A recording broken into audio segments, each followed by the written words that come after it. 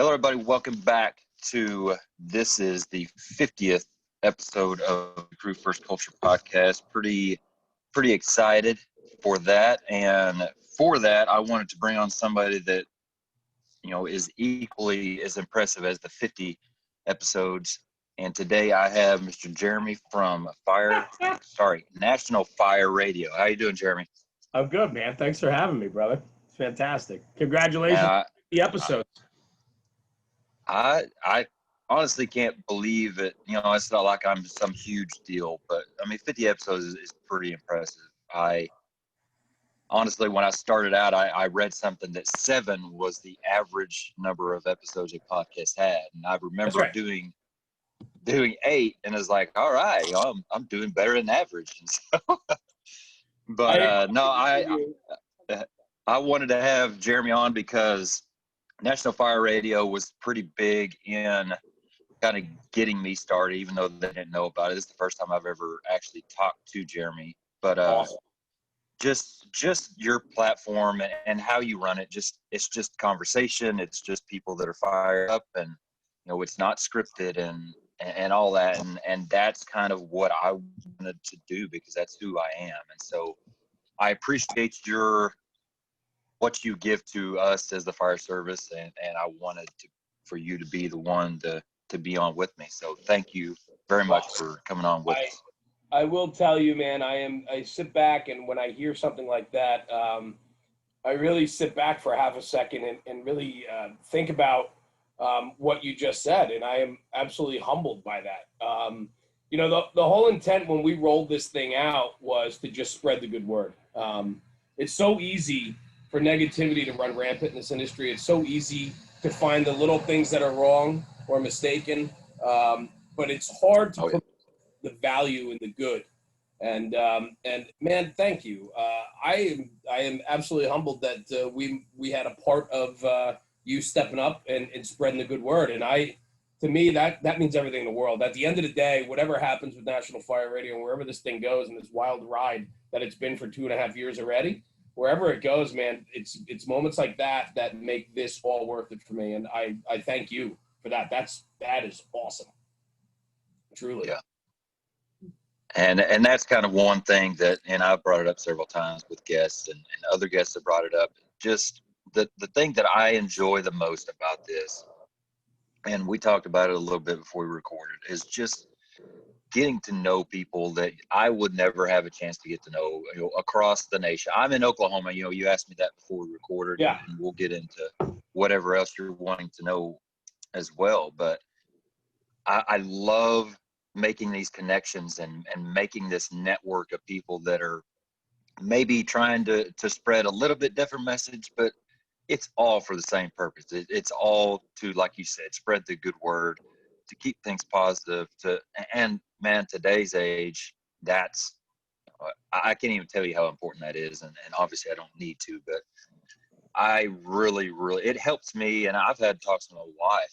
It's helped me personally, not just with the fire service, because I can't be talking about these things and not bring it home as well. I'm telling you right now, I have the same thing happening in my world, right? Is if I'm going to sit here and promote X, Y, and Z, well, my real game's got to match what I'm promoting. And I'm honest with you, I've been a fireman for going on my 25th year now, and I found that over time you get in that rut as you get older, that you step back a little bit. You don't do all the training. You step back and you point more than you act. And I'll tell you, man, I have since I'd say in the last truly year and a half, I've picked up my game on training. I've picked up my game on promoting what I say.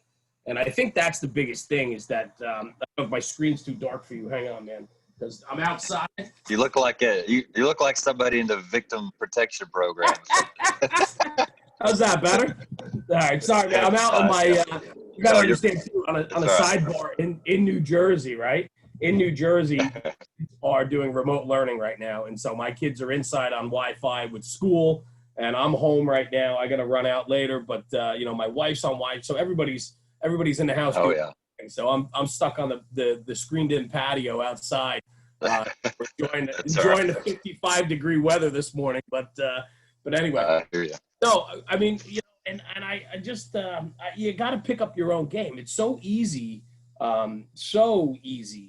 to shout and spout and tell people the way it should be, and then not live your life that way. And I think there's too much of that today, and not just in the fire service, but in general. I think it's easier for people to jump on a cause and push, but they don't actually live it and believe it. And transparency is huge in the fire service. Now more than ever, it's huge. You got to be transparent. You got to be a stand-up guy. You got to follow through on what you say and what you do. And those are the people that matter.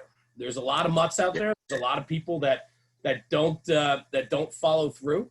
And those are not contributing to our business. They're not contributing. So as you were saying that, you talked about being in the fire service for 25 years. I realized that we jumped way into this already. As a host, I've been on a couple other podcasts, and I really enjoyed being on the other side. So I hope that you enjoy it as well. But give us I don't know, a lot about you personally, and whatever you're comfortable with. Whatever you're not, then that's fine. But give us a little bio on you and. Sure, man. Go ahead. Sure.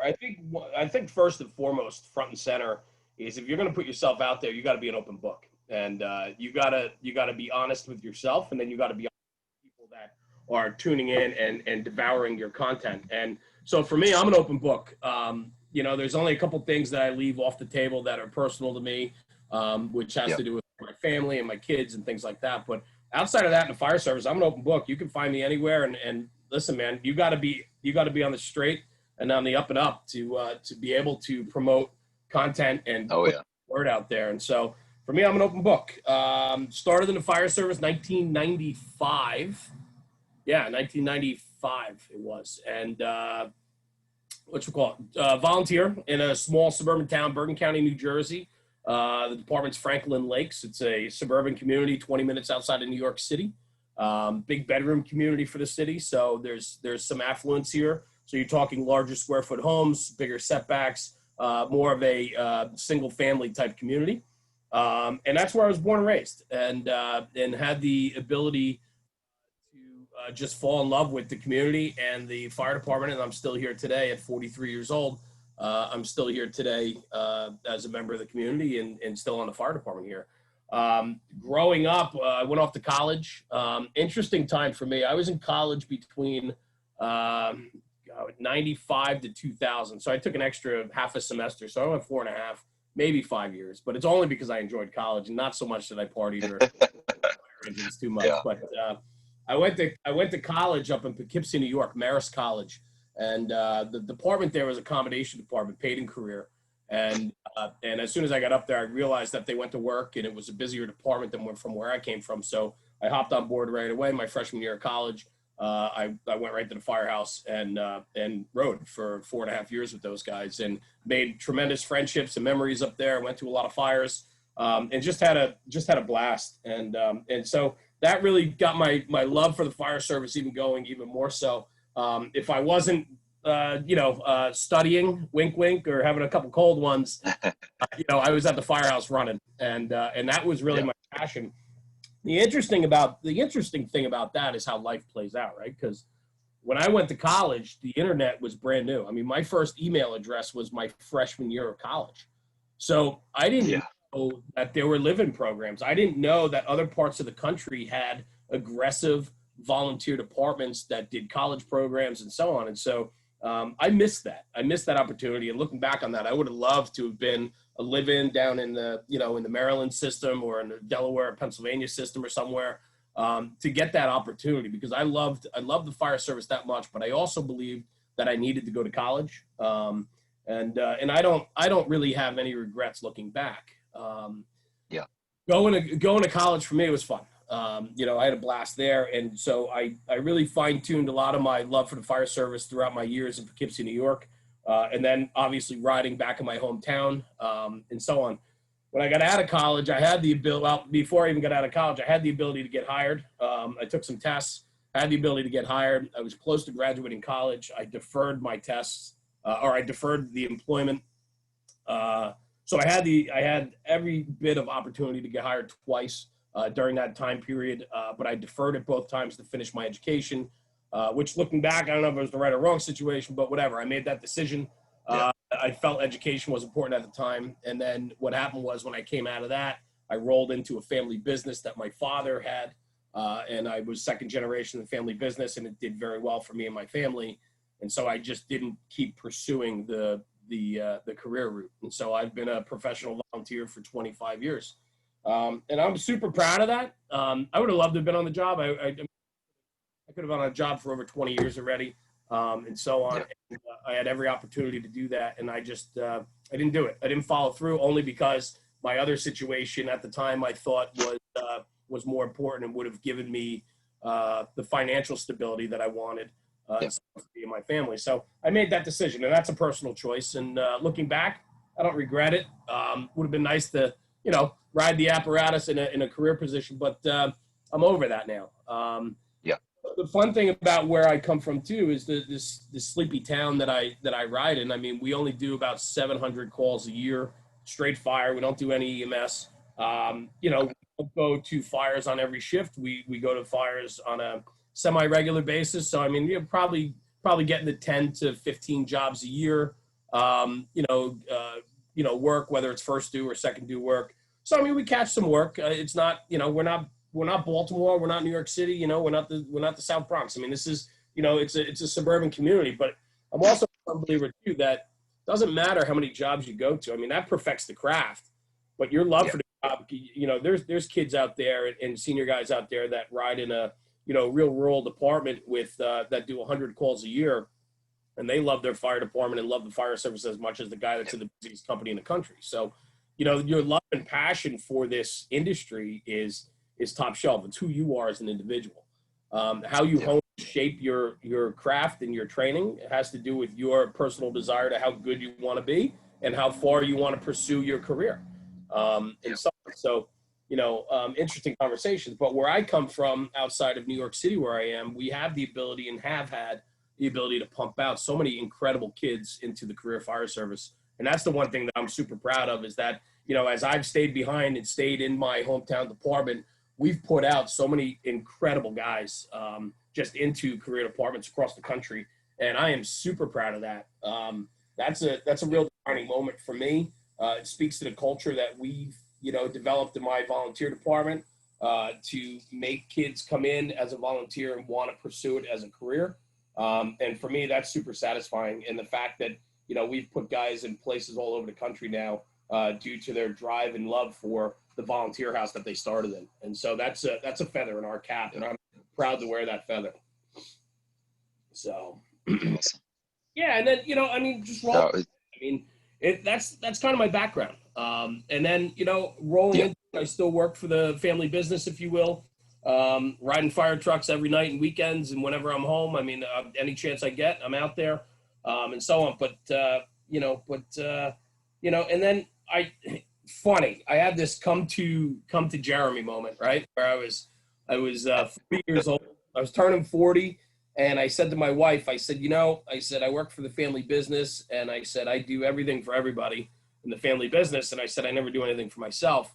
And she said, what do you want to do? And I said, I want to start something that has to do with the fire service. I missed the opportunity to be a career fireman, but I said, I think there's a lot more I could do and give back. And so I said, there's something missing in the industry to me.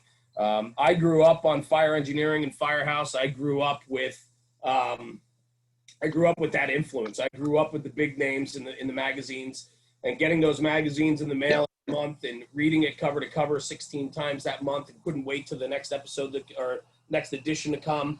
And to me, that's how I grew up in the fire service. We didn't have the access to the instant material today, the instant content that you can find at the click of a button today. And to me, I felt that was missing. The excitement of the magazines has gone away. People aren't reading trade journals as much as they were. Everything's online. Everything's driven through social. People's attention spans are getting shorter. And so we need to be able to hit the industry and spread the good word like the magazines used to, but we need to do that on a current level. And for me, so I said to my wife, I said, I want to start something for the fire service. I think we could do promote the good word, promote training, promote the brotherhood and the culture and tradition of it. And I think we can do that through social media. And she said, well, then go for it. And then National Fire Radio was born. Podcast, social media channels. I'm a big apparatus guy, so I enjoy doing the apparatus innovations and working with different manufacturers, traveling around the country to look at people's apparatus and sharing those tip tricks and hacks. Excuse me. It's fantastic. You know, how we do it here in Jersey is different than how you do it in Oklahoma and how they do it in Iowa and how they do it in California. Oh, yeah. You know, it doesn't mean that my way is better or your way is better. It just means that we do it differently. But why don't we share that? Why don't we share that with each other on a platform that people are paying attention to? And so that's really what the scope of National Fire Radio has become. And we have a lot of other things down the pipeline that are super exciting. And we've evolved over the 2.5 years that we started this. I've surrounded myself with fantastic people. And through the platform, I've gotten to meet some people that I've only, truly dreamt of meeting. And that sounds weird, but, like sports. I mean, if you're a huge baseball player, football player, or a big fan, when you meet the people, the names of the industry, you get excited. It's the same in the fire service, and I believe that.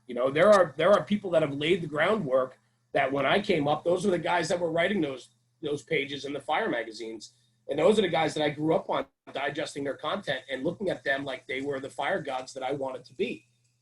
You want to emulate yourself like somebody that came before you that spreads the good word and love the job. And so for me, it's so exciting to be able to meet these people through our platform now. Consider a lot of them friends now. We've become friendly and so on. So it's just the upside of this thing has just been so great. And I'm just so thankful for how everything's turning out. The opportunity today to be on your show. I mean, I'm humbled by the beginning and the intro. If we can make that kind of impact, maybe with you, then maybe we've done it elsewhere. And if we have, then we win. Oh, yeah. I win, man. Oh, At the end of the day, I'm just, that makes my day and that makes this all worth it, So let me ask you this. You just talked about the big names of the industry and being excited about that. Have you ever sat back and just thought, well, that's who I am becoming now? And I'm sure I know the answer to this, but seriously, I mean, the things you're doing, and I know you're not alone, but the team that you have, but the people you're reaching, the things you're doing, the stuff you're putting out there, that is the material that the next generation is consuming, like you're talking about, like you did when you were younger. And I just wonder if that's ever really sunk in for you to think about it like that. Sunk in, no. I consider myself truly, I mean, I don't know how cliche this is going to sound, like a steward of the fire service, right? Like, I think that, we have to hack the attention of today. The generation that I devoured, the generation that I just looked up to and held them on a pedestal for me, they're not on these channels as much as they should be. Or understandably, they're just, it's the next level for them. And they don't know that. And, the senior guys that I grew up with are aging out and they don't have the drive and desire to make that push because, you could write an article and that article gets published 4 months later and, you can take your time with it and so on. The social media game is all about hustle. I mean, that's it. I mean, it's quantity, it's quality, right? And so on. So it's all about the hustle. And you got it. You have to hustle. And so it's not like writing a magazine for a trade journal. There's a lot more to it. There's some guys that are doing some incredible stuff right now. And I'm super proud to call them friends and to watch it. But I don't consider myself somebody that is a leader in the fire service. I'm somebody, I think that, the way I view it is I'm somebody that that just loves the fire service, has an incredible passion for it. And through my giving back to this industry, it's putting it out there for people to digest, and so on. So for me, I don't know where this is going to go. I don't know where our, excuse me, I don't know where our influence is. But if we can impress upon maybe that younger generation that, traditional values, core values, the culture of your fire company, your self promotion and through being better, making yourself better.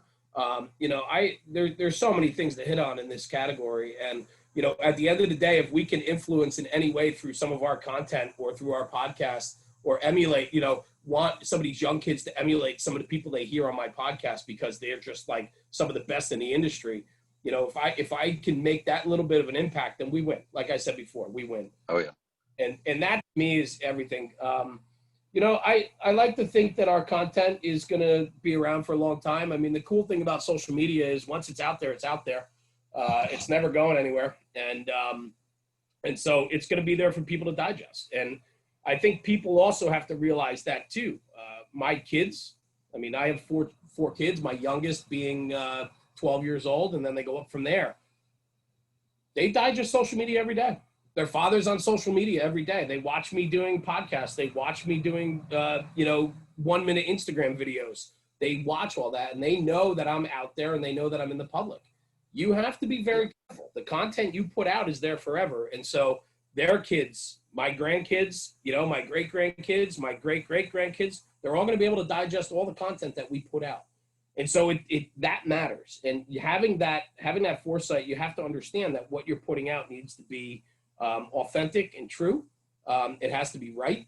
It has to be, you have to paint it in an accurate and correct picture so that, that the next generations can look at that and believe in it. And that's where I think a lot of it happens too. You know, this whole thing it's a big push. It's a lot of work. It's a lot to put out content on a larger scale and putting out authentic content. And that's where creativity comes in. And the love for the job is finding those little niche areas in the job that we can document and share with people. I mean, that's the most exciting thing. Yeah, I think, and we kind of touched on it a little bit maybe, and it's kind of the theme of what you're talking about right now, but I think there is such a huge accountability piece for myself doing this stuff, because I want to make sure that what I am putting out there, like you said, is right, is good. And yeah, there's probably some opinion stuff that you can go either way on, but I don't feel comfortable putting things out there that I don't want to stand behind. And so it makes me really pay attention to what I'm doing, and not only putting out there, but what I'm doing at the station, and then what I'm bringing home, like we talked about. And so it's been a really good tool for me to just tighten up kind of the things I'm doing, my character, and stuff like that, because you can't do this stuff. Well, you can. There are people out there that probably don't put as much into it as we do, but but I can't do that. And so it's very helpful to me. I agree. So that's one thing too that we never talk about in the fire services. It's always been talk of, oh, I'm here to serve the community and I do this and that. You know what? I do a lot of this for myself. I'll be honest with you. And I think we can all agree to it, but we don't ever talk about it, is the fact that there's a lot of self-gratification that I get out of it, pushing myself, working harder, being better. The fire service has done incredible things for me. And if I can give back a little bit because of that, it's a win for me. And that's my way of giving back to something that's done so much for me.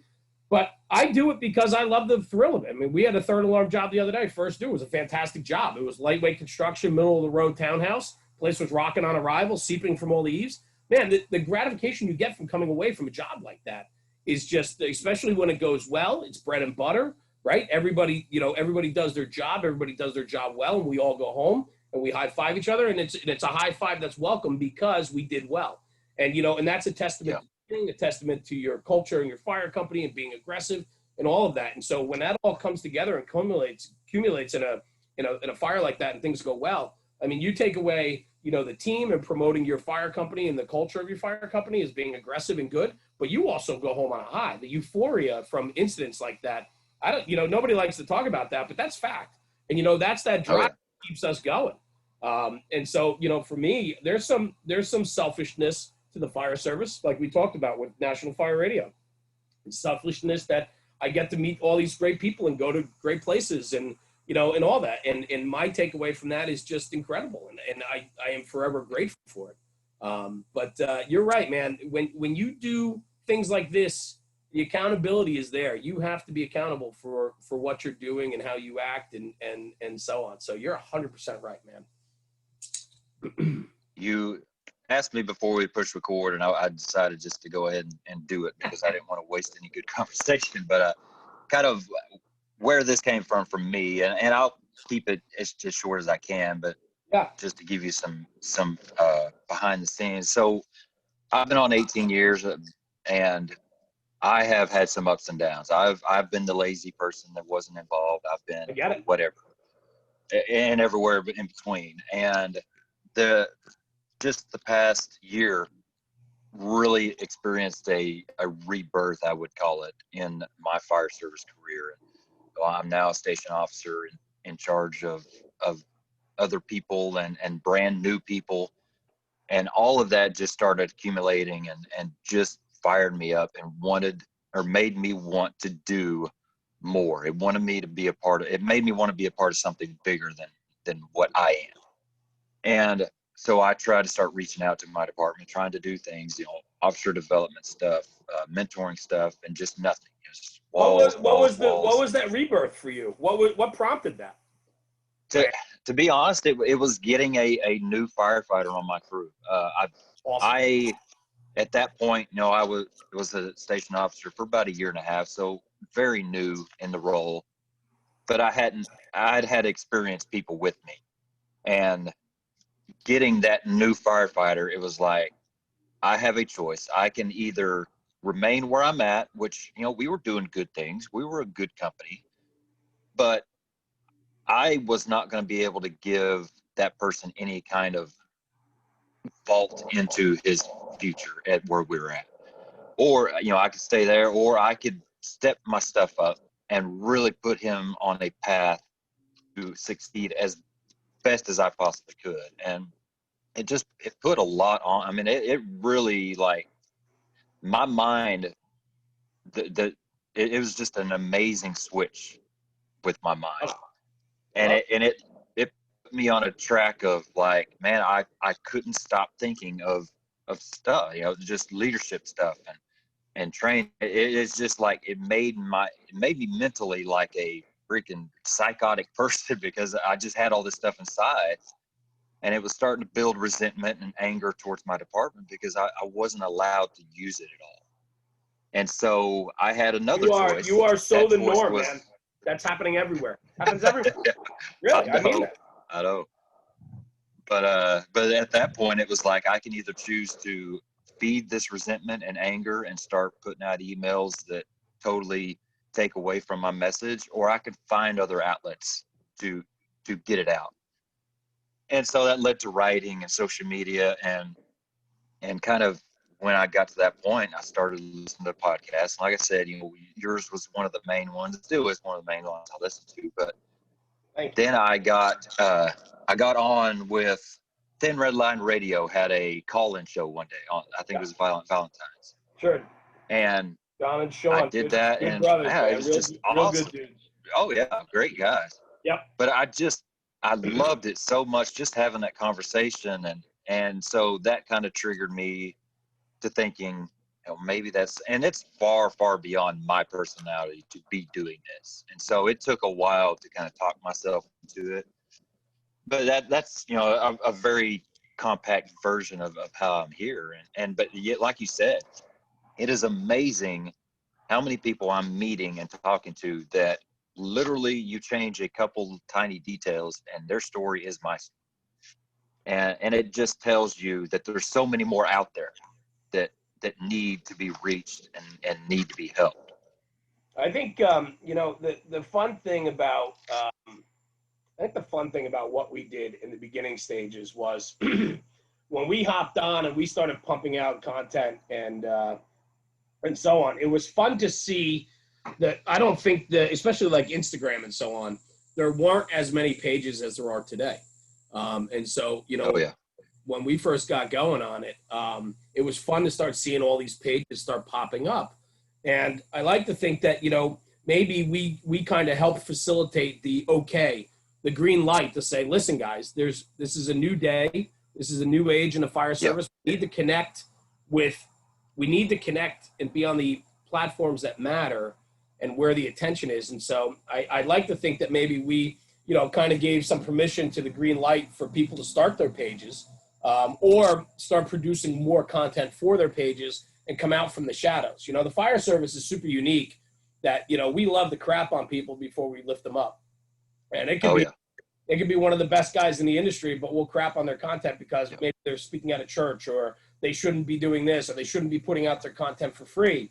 You know, hey, we have people pay us for that, right? So like there's all these conversations that happen, but the fire service is super unique in the fact that like we love to keep each other down instead of promoting one another. And to me, I think it's so backwards. And I think we have an obligation now more than ever to promote one another, to push out, to get the content out there, to educate our firefighters. Because when we suppress people from trying to be themselves, or we suppress people from putting out a message, and it, you know, of course, good message, right? There's a lot of terrible messages out there too that promote the bad. And to those people, I just don't have time. And we've had, I mean, listen, I've had pages that mock us, and I don't care. Like the last thing I care about is that somebody's willing to take time to digest my content only to speak badly about it. I feel sorry for them. You know what I mean? Like I don't have time in my day to read the negativity, let alone read read something and put my own spin on it. It's crazy to me. It's crazy to me that those people exist in the fire service. And if they do, they're absolute mutts. They're mutts in the firehouse. They're mutts online. They're mutts in their personal life. They probably treat their wife and kids like shit, and so on. It's character. It's character. Yeah. We lack character sometimes. And when we talk about the senior man and we talk about tradition and culture in the fire service, we want stand-up people. We want people that want to promote the good, but quietly in the shadows will tear them down.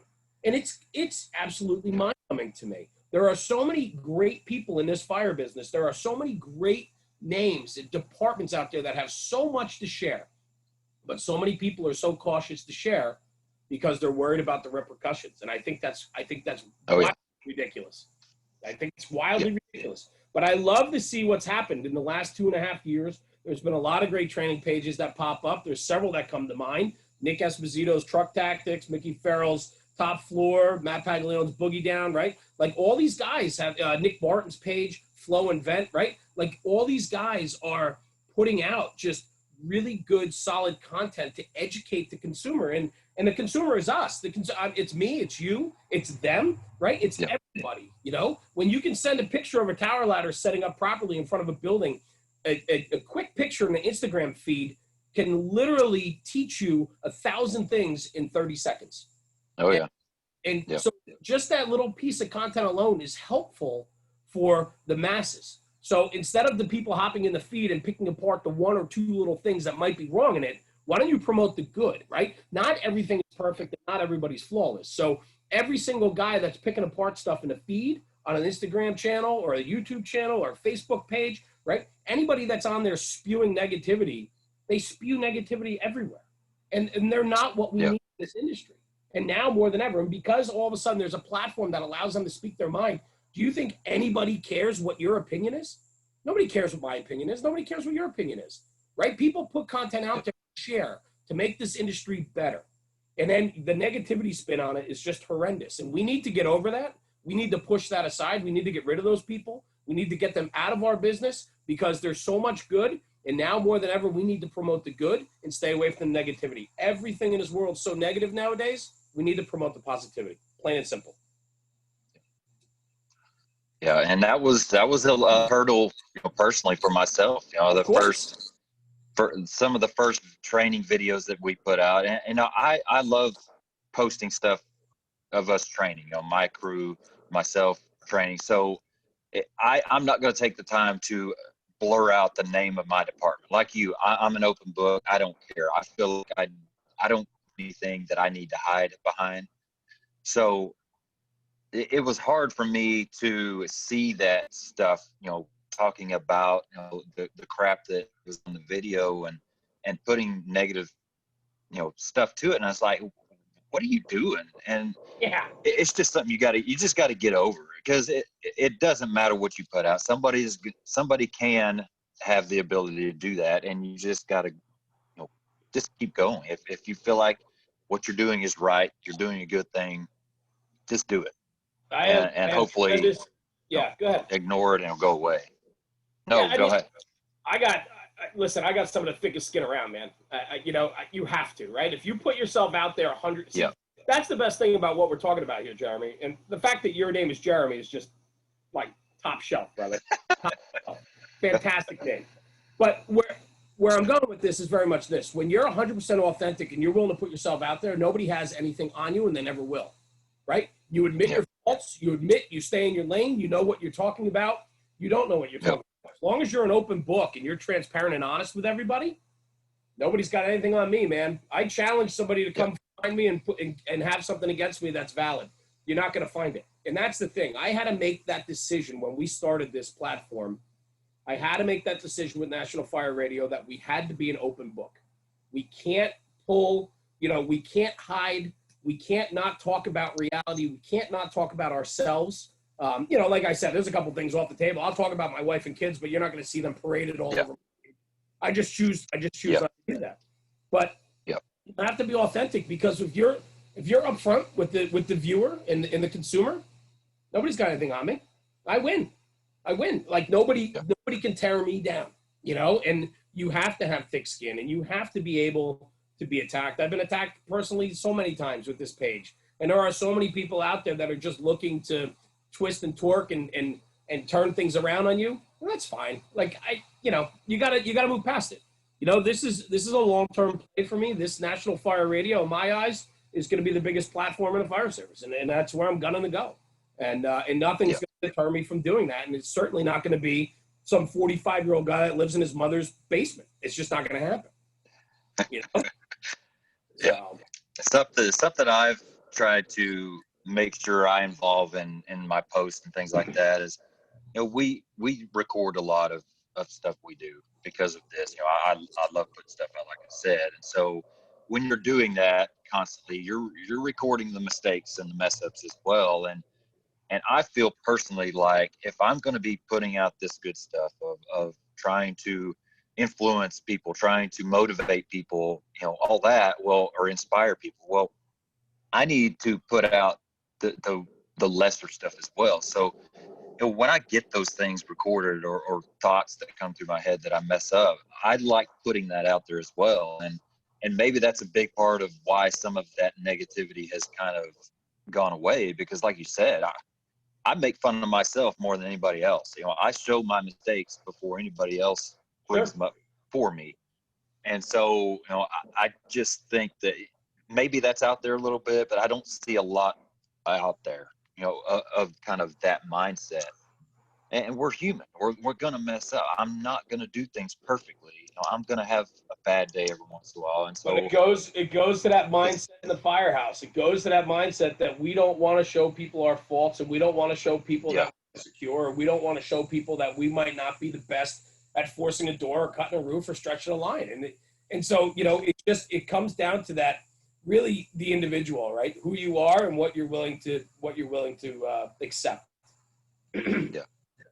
I think something else with that too is just for my crew, and this is me putting words in their mouth, so I don't know, but I feel like, hey, if my captain is willing to put himself out there and show his mistakes and mess up and all that, then I should be out there doing the same thing. You know what I mean? It just kind of helps to alleviate some of the fear of messing up and stepping out of your comfort zone type mentality. I agree. I also think it allows for better communication.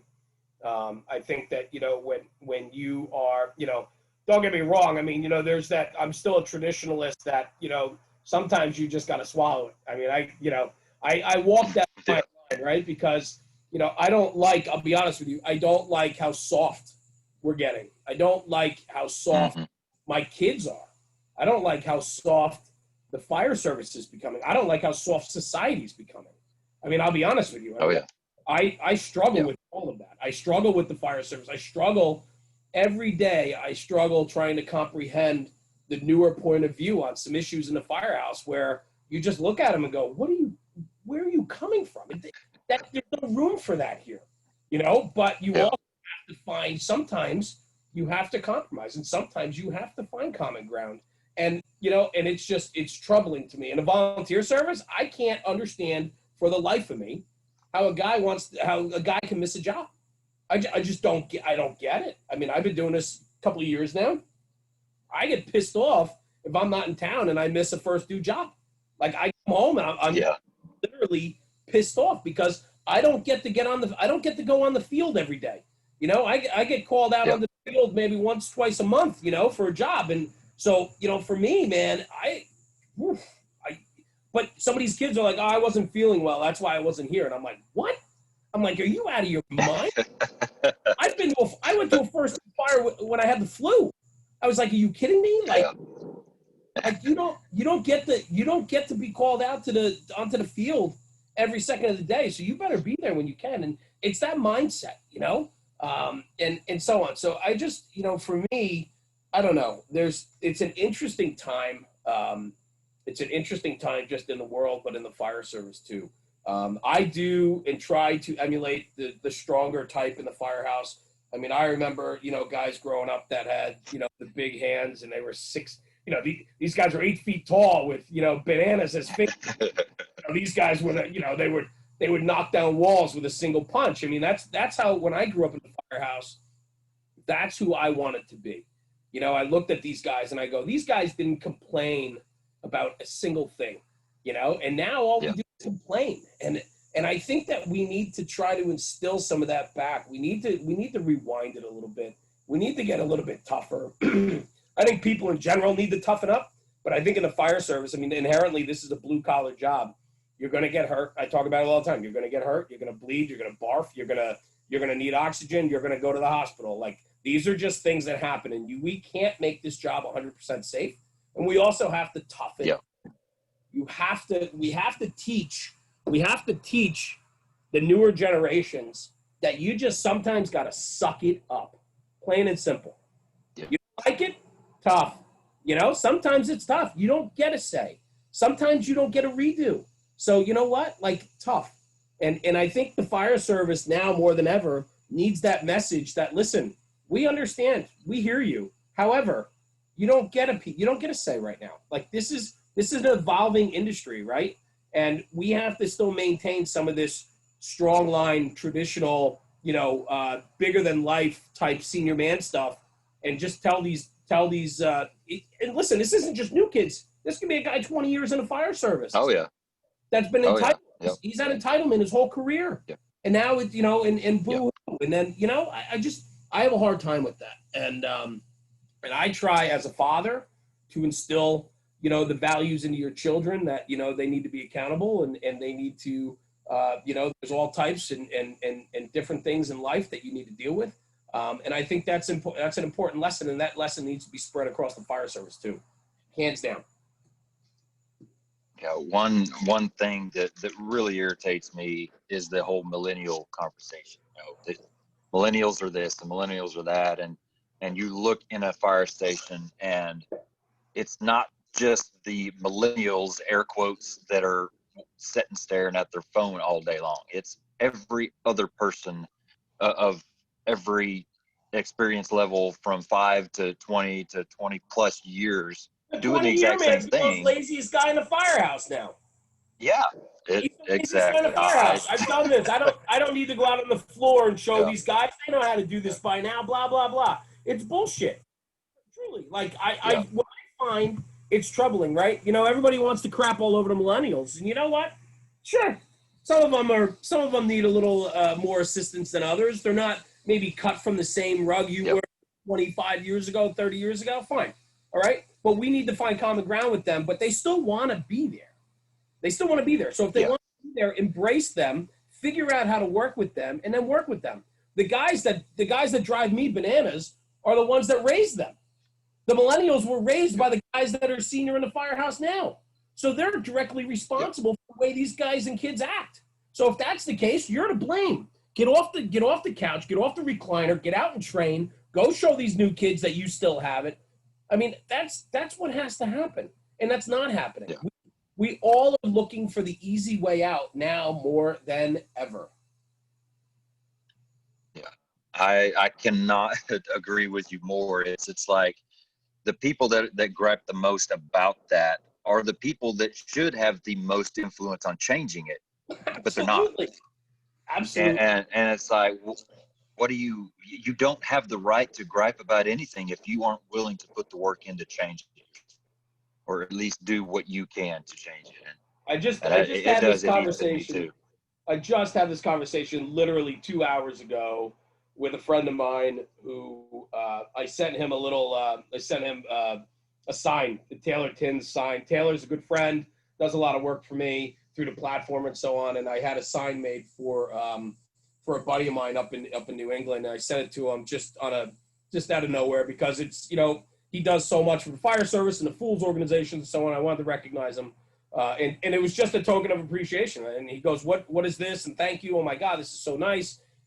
It's just a small token of thanks. I said, you work so hard for the fire service. And he goes, and then he showed me a picture of something else. And the conversation went back and forth about, how, everybody loves it, but nobody would ever do it. Right. So they put like a new sign on the engine or something. And it's like, and it's just one of those things. It's like, everybody loves it. It looks great, but nobody would ever have done it if I didn't do it. And I said, that's because change requires one to do it. And not everybody, everybody thinks it's great, but wants to put the extra effort in to do it. And so we have these conversations all the time.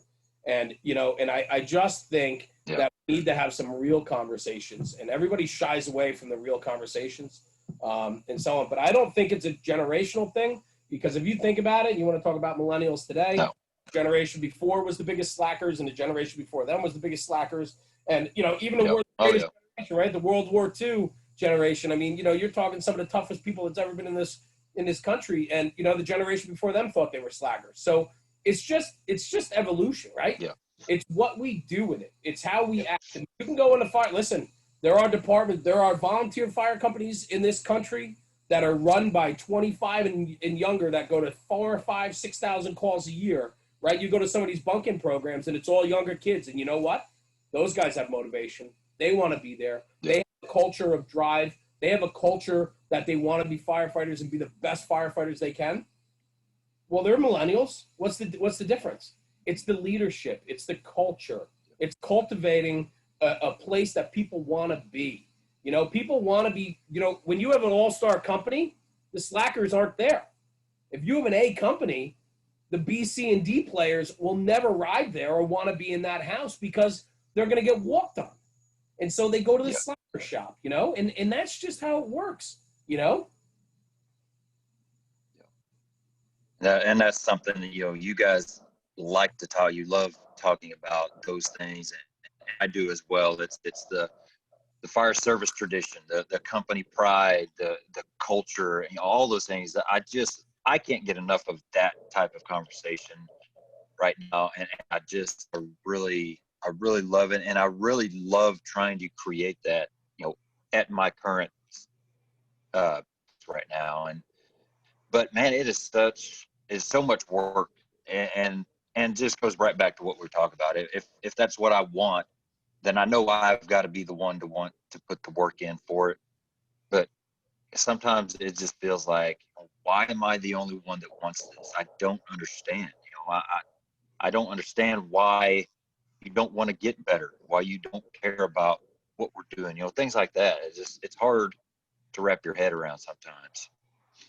I get messages all the time from kids, typically younger guys, volunteer and career, who just want to vent about where they ride or where they're a firefighter and how they are so excited and they want to do this and they want to do that. They want to train. They want to do extra. They want to promote. They want to do, put a sticker on the rig, get a new logo, like all these things. And then like, I want to go to external training. I want to bring a guy in to do external training here and so on. And they're so suppressed by their own people and the leadership, right? I mean, you think about, I don't know the numbers, I probably should by now, but I don't know how many fire companies there are in the country and how many firefighters there are. But my point is this, is 95% of this industry, and I'm throwing that number out there, but I'm going to go with it, 95% of this industry are rural and suburban departments. Not everybody has the ability to be in a big city where they're going to work all the time. And so you get into these areas and you have all these gun-ho kids that come in and they're suppressed by the chief that's been there for 25 years, right? Or they're suppressed by officers that are unmotivated and just said, this is the way it is, kid, deal with it. And there's nothing worse than watching the spirit drain out of somebody that's excited and excitable in this job. And when you have these kids that just all they want is for somebody to just lead them. And so many of these kids are in firehouses where they just don't have that. That sucks. And I hear about it all the time. And I feel for them, man. I'm like, go find minded people. Seek out a department that wants to do more. Go there if you can. Like, you know, find opportunity, because to make opportunity and to change a culture is so difficult. And I listen, it's not all, you know, sunshine and rainbows. Like, you're not going to change your company culture overnight. You're not going to change your department's culture overnight, especially when you have people with longevity there that are trying to suppress any type of change, and so on. It's super hard. I'll be honest. It is super hard. I could sit here and tell you just work hard at it and, you know, maybe it will change. I don't know if it will or won't. You know, I've seen it both ways. I do know this. Don't ever sacrifice your own values. Don't ever sacrifice your own drive because some shitbag above you doesn't allow you to excel. You know, it is all about pushing yourself to be better. It's all about, you know, the only way your fire company is going to be better is if you better yourself. And that's through skills, that's through training, that's through, you know, people skills, learning compassion and empathy, making yourself a better person. That's how you better your fire company. And it is contagious. You get one or two kids that get excited, maintain that line. Do not sacrifice your proficiency. Do not let them win. Yep. Push hard. And you'll get one by one, they will start signing on board. The problem is that's a long-term play. And it's hard, man. You get beaten down. People transfer. People just, they lose their drive and desire, especially in a volunteer service, where, you know, you could have some incredible firefighters, and just because of the poor leadership or lack of want, these kids just, they dwindle away, and they go from wanting to be aggressive, good firefighters to, you know, bottom of the barrel, and they weed themselves out. And we just can't afford to do that. You have to, as an individual, push yourself. Nobody's going to do it for you. And the only way you're going to get change is if you are literally wanting that change and pushing yourself every single day to represent the change you want. Fact.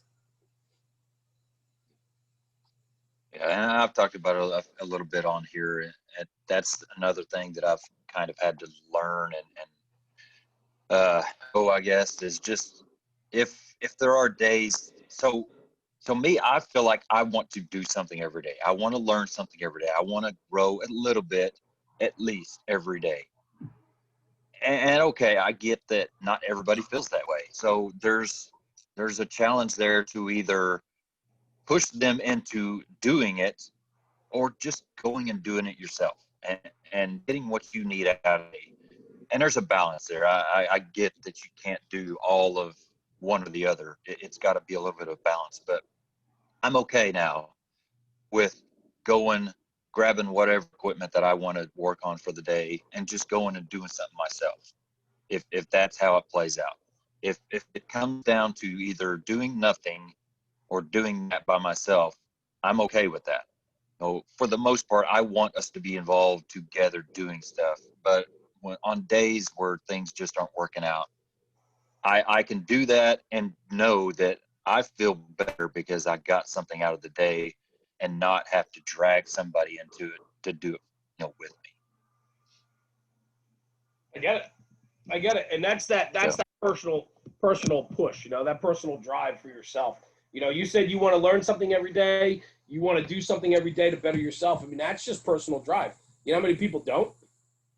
You know how many people just, you know, listen, I'm trained. I've been to fires. Like, I'm a fireman. I'm fine. Like, I don't need to learn how to stretch that 350 line better. I don't need to learn how to force that door better. That exists probably. That's probably more rampant and prevalent than proficiency in wanting to better yourself. It's creating, like I said, it's creating that culture that people want to better themselves. And it starts with your personal first, and then it snowballs into being a firefighter. And, you know, we talked about it earlier. You know, National Fire Radio has done that to me. You know, I said, if I'm going to stand up and be a voice on our platform and be transparent, then I need to be honest with myself too. That means I got to fix things in my life. I got to fix things at the firehouse, fix my actions at the firehouse, and make sure they represent what I'm talking about. It's that accountability. That's probably one of the most important things I think out there to build better character. I really do. Yeah. And I think something else too is there's always a hope in the back of my mind that, okay, I'm doing this every day because first off, that's what I said. I said that I want to do something every day, so I need to be doing something every day. But hopefully, eventually, I'll get one more person that wants to do something every day. And it just kind of hopefully over time builds. But like you said, it's a long game. It's a game of patience, and patience, most people it's nobody hard. Patience is not as nobody has patience anymore. You know, things don't happen overnight, you know, and that's the thing too that has to be discussed is that, you know, things take time and you have to have patience and nothing happens overnight. And that's really a big conversation in the fire service too, where, you know, hundreds of years of steeped in tradition of why we do things. And then somebody, you know, the younger kid wants that change and they expect that change to happen overnight and not take time. Things take time. You have to learn how to politic your way through. You want to change that cross-lay design or that rear load. You want to go from a flat load to a Minuteman or even like a tenement load or something. That takes time because you have to educate the guys that have been there before. You have to educate why, and it takes time. And I've had these conversations with people, and I love it. I love hearing the success stories that come out of it, but it also didn't happen overnight. And if you do it overnight, there's resentment, and it doesn't work, and you can't sell it to everybody. There's a lot of politics involved in the firehouse in getting things for the right reasons, but you still have to go through the paces to get it done. Everything is a long game. You have to have patience, and now more than ever, nobody has patience. Nobody. Yeah.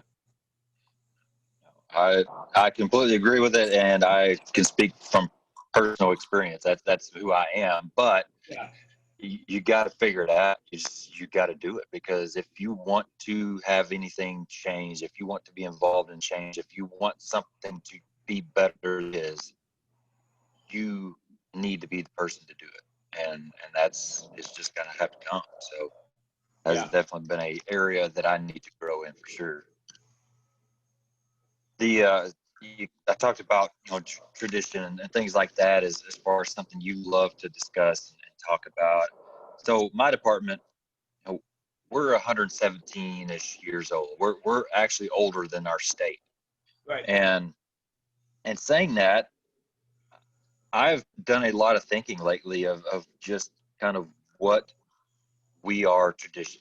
What are our traditions that I really like? And to be honest, and not trying to bash on my department, but I don't know a lot of those. I can't think of a lot of things like that.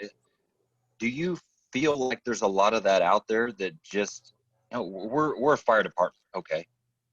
What else? So what makes us Edmond? Edmond is who I work for. What makes us the Edmond Fire Department? What are the traditions that we love, that we hold dear? 18 years there, I don't know a lot of things that I could answer that with. Do you see that a lot, I guess? Yeah, it's super unique, right? So where I am in the Northeast, right, in New Jersey, you have some of the oldest fire companies in the country are here in the Northeast. You look at, we are really steeped in tradition in the Northeast. I think when you talk about, Massachusetts, Boston, New York City, and all these older departments, there is tremendous company pride, tremendous tradition and culture that run very deep. And a lot of people know the stories. However, people are starting to forget the stories too. And I know also a friend of mine out in Texas, when we first started National Fire Radio, he reached out. He's like, "Hey, can we chat?" And we talked. And, I said, "Yeah, here's my number, man." And I'm not afraid to chat with anybody. So I said, "Here's my number. I give it out. It's not a big deal to me."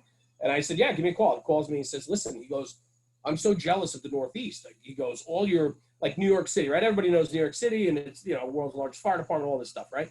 And every single company has their logos, their mascots, and the tradition and stories that are hung and adorn the walls of their firehouses." Yep. And you know, you go to other parts of the country. I was talking to him. Their area in Texas is growing so fast that they have 2 new fire stations popping up every 6 months because their area is growing so fast with population, and Yeah. it's sterile. You walk in and it looks like a hospital. It's Yeah. tile floors, Exactly. Yep. walls, nothing on no tradition on the walls, no traditions. The fire company started in 2019. We have there's no tradition here. It's a place we work. We walk in, we go to work, we go home. There's no like steeped culture and tradition in that firehouse that make people maybe sign on just that little bit more, right? I still love walking into older firehouses and seeing the pictures on the walls and hearing the stories from some of the old timers or the guys on the line. Great story. We're up in West Point Military Academy in New York, and we were shooting some content up there, walking through the firehouses and with their command staff and so on. And we walked in, and they invited us for dinner that night.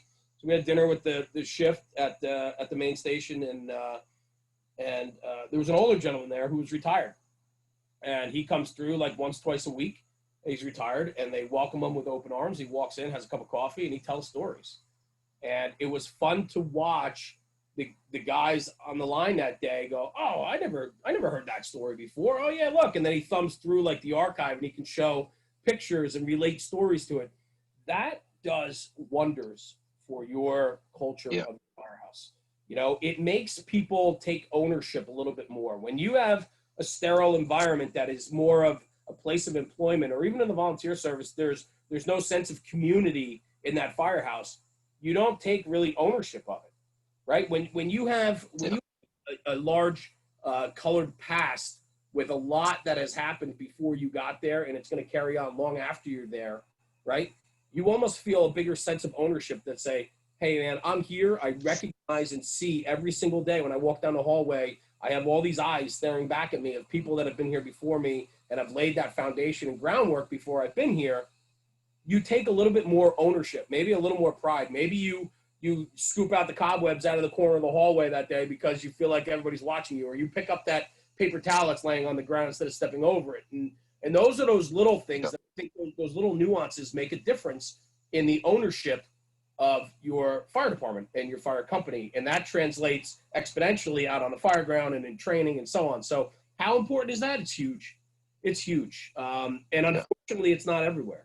And unfortunately, there are departments that aren't steeped in tradition, and they don't have a colored past that they want to share with their people. But Jeremy, maybe the conversation should be, if you don't, maybe get on board and start trying to preserve it. Go back in the archive and start trying to promote it.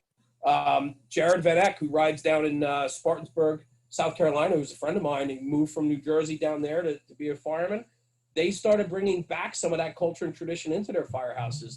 They researched and hung pictures up on the wall. They enlarged photos. They started doing company logos so that they can start getting a little more company pride. Before it was just, I don't know, picking this out of midair, but before they were Engine 12.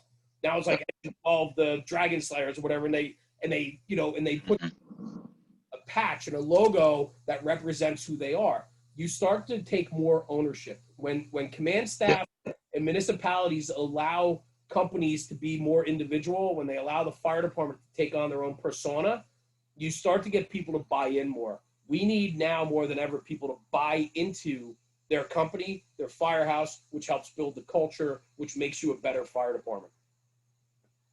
Absolutely. And that is exactly kind of where I'm going. And literally this is my new challenge. And this is probably within the past 2 to 3 weeks, just something I've realized and really want to start the journey on is, so the culture of my fire department is we have stations. We've got 5 fire stations.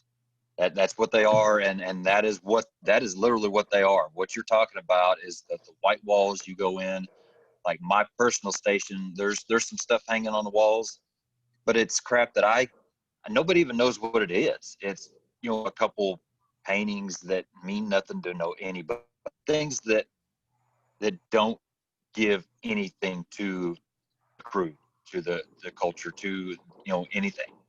And so that, like I said, that is kind of the challenge that I have started within myself is I want to turn that place into a firehouse.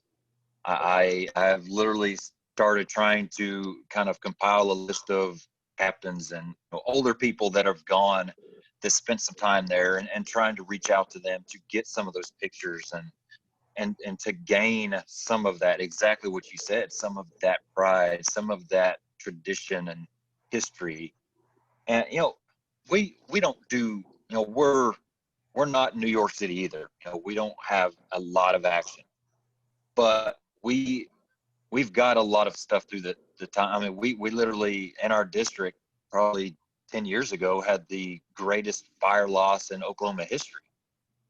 And you wouldn't know that because there's nothing that would tell you that unless you were there.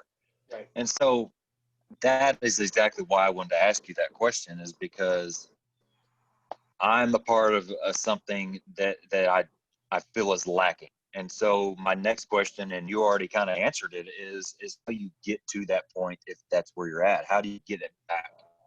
And maybe even if you're able to get it back. Yeah, I mean, so just like anything else, it's digging through the archives, digging through people that have gone that might have some pictures, that type of thing. And so you know what I find fun though is, and I think it would be super contagious, is that if you start this process, if you start looking back and pulling out photos, and you start pulling out video records and articles from the library or whatever, right? You start compiling data of the past and you start spilling that out on the table every time you're working, people are going to start picking up, start looking at it, start digesting it, and they're going to see where you're trying to go. And that's how you want it to become. You want it to be contagious, right? The more contagious it is, right, the better it gets. The quicker it spreads, and you start getting people to sign on, and they say, look what Jeremy's doing, man. This is awesome. Remember this fire from the 80s, like this one, blah, blah, blah, blah. And like people have,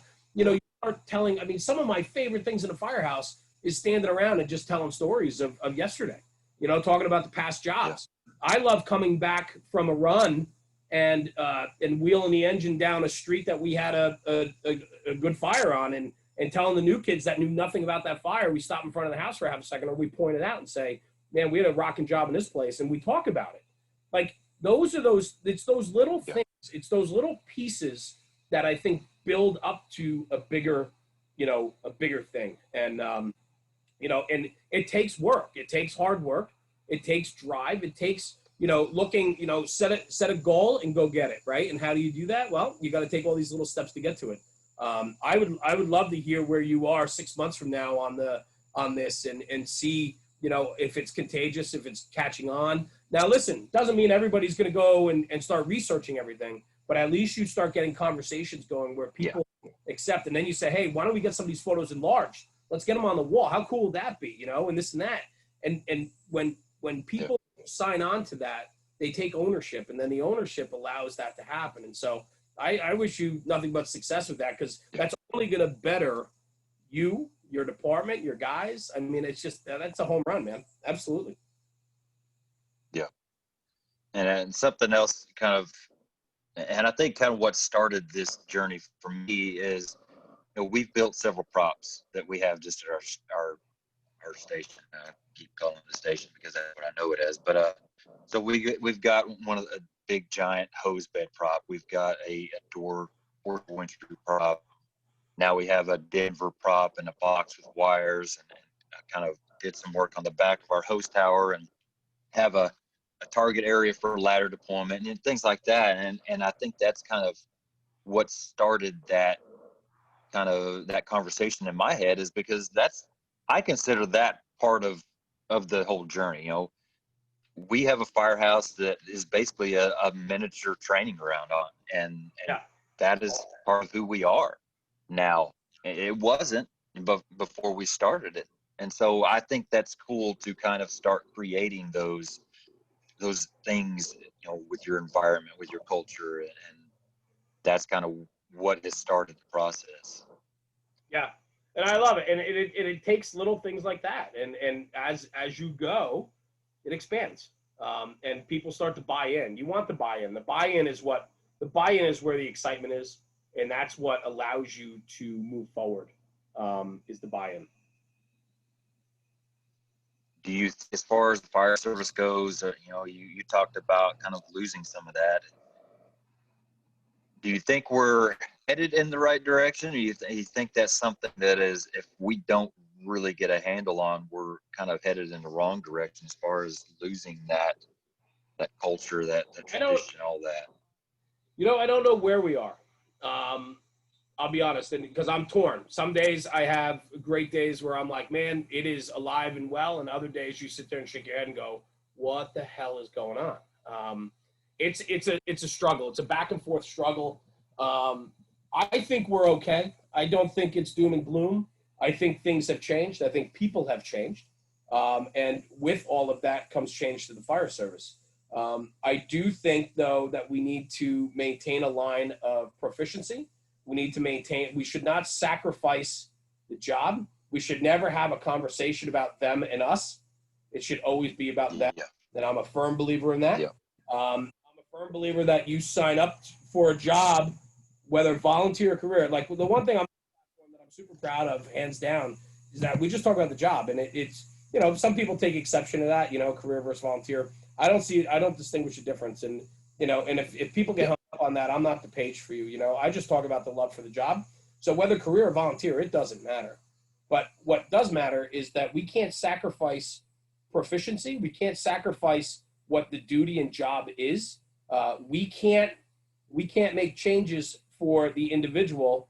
We have to do the greater good, right? So, you know, I find a lot of times rules change because of certain individuals, and it penalizes everybody. Instead of focusing on the individual, we focus on the whole, right? It's easier to make a sweeping change than it is to address the individual. We have to get away from a culture like that. We have to understand that we are just part of this ride. There were people, and I say this in my firehouse all the time, these kids that get 5, 10, 20 years in, right? They're, you know, they sit back, they're a little more entitled sometimes.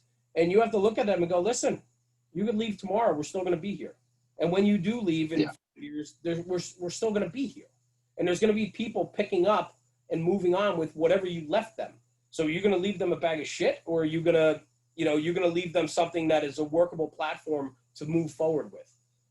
Those are those conversations that have to happen. I think that we need some of the OG rock stars of this industry that I grew up with to get on some of the social pages so that their messages can be heard. I think every 25-year-old kid needs to know who some of the fire gods were of my time. And I think that's important. And I think platforms like yours and mine, we need to promote that. I also think, though, that there needs to be a new generation, the new generation of fire gods that are upcoming. And I think that those household names need to put themselves out there so that these younger kids can sign on to it. They can sign on to these individuals to emulate, right? You know, you have guys that are putting out great content, but I want them to own that content with their face and get out there and push it, push their content and become somebody that the younger kids want to emulate. You know, you have experience and knowledge and training-based, you know, or not training-based, but experience-based knowledge. Share that with everyone. Share that and own it, because those kids are going to want to be you. Those kids need, just like somebody in a football player or you know, a baseball player or a basketball player, whatever. They want to emulate somebody. And so, you know, now more than ever, people are looking for, you know, somebody to emulate and to be like. And so we need the next generation on the platforms that matter, the social media channels. You know, anybody can post anything on social media, but are they worth their weight? Are they worth the content? Yeah. You know, I don't want some shit that thinks that he has a platform to talk about stuff. I don't want him to be out there pushing stuff that isn't right for the industry, but because he has the ability to push it on a social media channel and people buy into it. And that's what scares me, right? You know, the people that wrote for the magazines and trade journals years ago were vetted. We knew they were experienced firefighters. They have a pedigree behind them that allows them to teach and train. Now anybody can teach and train, right? Now anybody can put a page up and say that they teach and train. There's a reason why I do what I do. I stay in the lane that I'm good at. I'm not going to teach and train you. I'm a good fireman, but I'm not going to teach and train you. I'll teach my guys in my firehouse the ways that we do it in my district. But I'm not the guy that has a pedigree behind him that allows me to tell the world how to do X, Y, and Z. There's other people that have a lot more practical experience and knowledge and go to fires daily that have that ability to teach that. And so, you know, that's where understanding who you're following and who's out there. So you need the good ones. You need the good ones to be in your face and out there so that people can sign on to them, understand who they are, know their background, and want to be like them. That's how we promote a better business. That's how we promote a better industry. I totally agree. Man, yeah, there's a lot there for sure. And I think, Sorry, I think Jeremy, that my brain goes no, 1,000 miles a minute, man. And no, that's not a dig. There's just oh no, a I lot get of it. good I get it. conversation. But you know what I But love? You hit on it. You hit on it before. It's very rare I get interviewed. I'm always doing the yeah, interview, right? I'm always yeah, trying to maintain the conversation and prompting yeah. the guest to you know, tell another story or bring value. And Hmm. not often that I get to be asked the question. You know, the questions are asked of me. So Yeah, I enjoy this, man. I enjoy it because I have so much to say and a lot to, you know, promote because I feel pretty heavily involved in the fire service that, you know, I think things need to be said and I'm not afraid to say some of them. And yeah. so, you know, I enjoyed today's been fantastic, man. This has been great. Appreciate it. No. And that's why we're all here is, man, there's so much negativity in the world, and it's not negativity just in the fire service, it's just the world in general. And that's what I feel like I can do is I can try my best to put out whatever I have the ability to put out to maybe just add a little bit of positivity to somebody. And I know that's kind of what you're doing as well, is just trying to do what you can to put a little weight on the other end of the scale right now that's so overweight. And I think the more we can get people doing the same thing, hopefully sooner or later, you know, that scale may be tipping in the other direction. But you know, it's going to take people like us that have a message to step up and do something with it. You know, keeping a message inside, keeping a passion inside, you're not helping anybody. You're not helping yourself. You're not helping your crew. You're not helping, you know, people out there that need to hear it. So definitely Don't take it with challenge everybody out there to do it. Yep. don't Yep. take it with you. Plain and simple. You know, there's a reason why we love interviewing senior guys. You know, Yep. everybody has a story to tell, and every story they tell has some type of lesson to it, whether it's a small one or a massive one. Right? There's always a lesson to be learned through storytelling, and that's the best way to teach, and that's the best way to train is through practical storytelling. And so for me, that's the love of the podcast. For me, out of all the content we do, I love being able to sit in the studio with a guest and just BS and tell stories because the Yep. lessons learned and the laughter and the sadness. I mean, we've had highs and we've had very lows on our show, and you know, and I love everything about that. And that's just what we need to do. We can't Yep. allow people to take their experiences and stories with them. They need to share them. We need to have a platform and a place where people can share their stories, where they're comfortable in telling them, where people want to hear them. There's so many like-minded people out there, and what we need to do is create an industry of like-minded people. And I think we're doing that. And I don't mean we as us. Yep. I'm saying in general as a fire service. So you Yep. asked before about are we on a good track or not? I think as much as people don't like social media, I think social media has been very good in a way too. And social media promotes and gives people people of like-mindedness a space to connect and to follow and enjoy each other's company and make friends. I mean, I've seen a lot of new friendships made through content and through different events and interviews and so on. And I just love that. I love being able to make connections with people. I love being able to facilitate a relationship and, you know, and so on. And to me, that's just some of the best stuff about it too. But we can't let people take their stuff with them. They got to share it and leave it here because frankly, as cliche as it is bigger than us. It was here before us and it will be here after. And so please, while you're here, make it a good stay. And before you go, everything you've learned, please pass it on because you taking it with you is only doing a disservice to the fire service. Absolutely.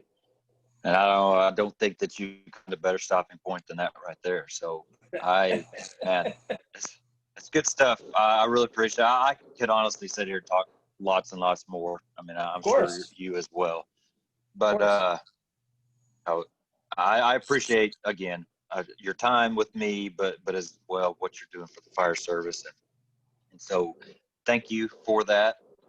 I want to give you a chance to kind of, I know we talked before we pushed record, but you've got a big event coming up, but by the time this airs, it will already be over. So what are some things you guys got going on that you want to get out there, or whatever? Yeah, well, I mean, first off, Jeremy, kudos to you and what you're doing.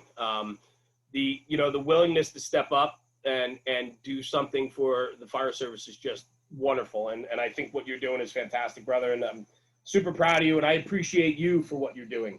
I think there needs to be more of this. It's spreading the good word, and it's promoting the betterment of the fire service. And so for that, thank you for doing what you do. And I'm honored to be here today, man. Congratulations on 50 shows. That's just awesome. That's commitment, and that's love for the fire service. And brother, you're doing it right. So that's fantastic. Thank you for having me. I'm truly humbled to be here. And it was a great experience. As for National Fire Radio going forward, I don't know. We got so much going on. I'll be honest with you.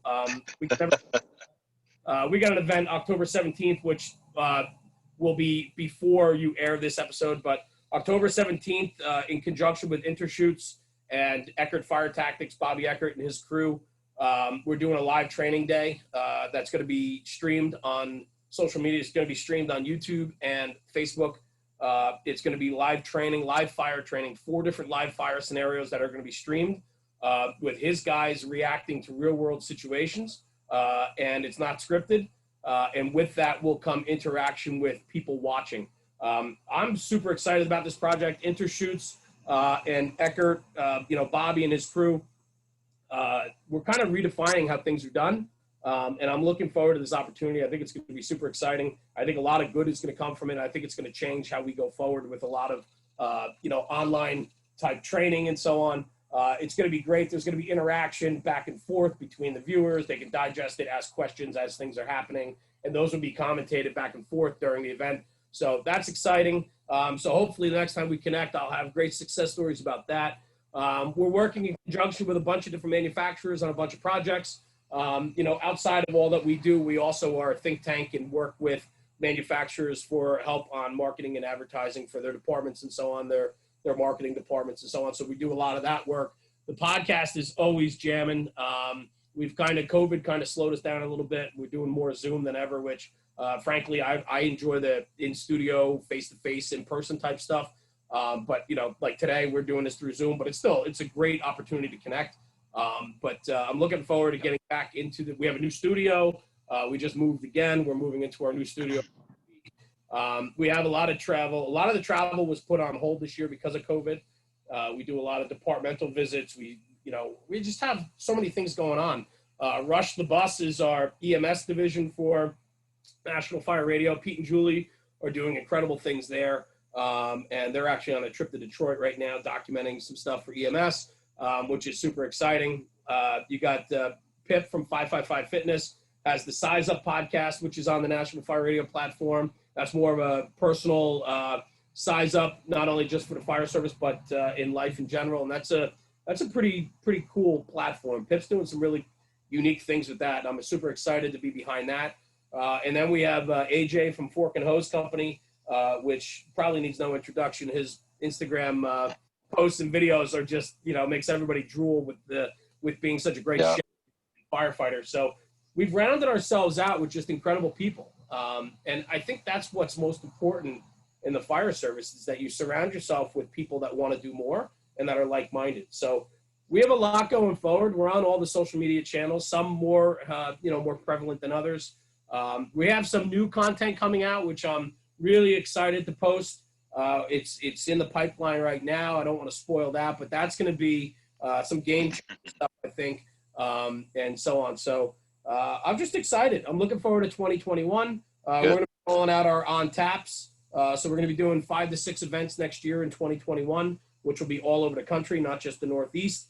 So we're going to be working with different groups to roll out our on taps, where we're going to bring in either an individual speaker or have a platform or panel of a few people that just want to talk shop. Those are always great events. And I'm sorry, with 2020 this past year with COVID, when they all dried up and we weren't able to do. Oh yeah.